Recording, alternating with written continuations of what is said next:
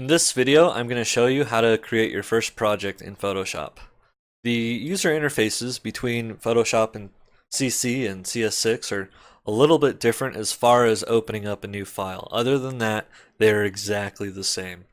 So in CC, we're going to go here and click New, and then we've got our default Photoshop sizes that we can pick from, or we have our Save tab, our photo up here.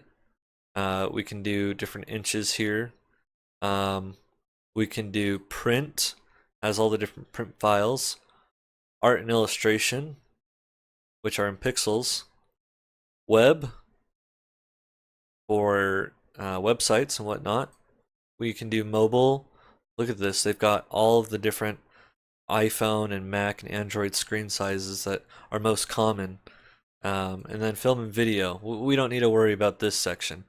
So, but what we'll do is we'll create a new preset and title it Photoshop lesson.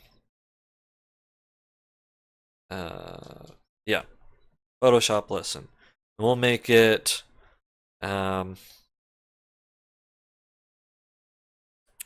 we'll make it 18 inches wide. Nope, sorry. Yeah, 18 inches wide by 12 inches high.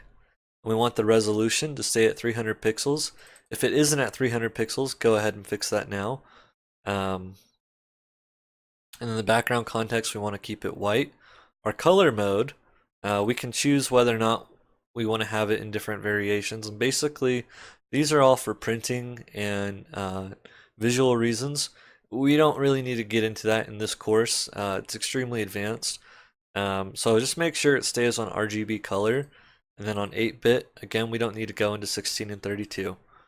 And then go ahead and hit create. And now we have our first project open.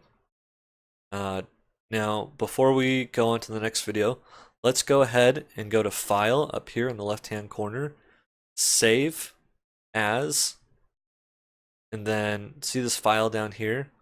Go to Desktop, Photoshop Lesson ps.psd.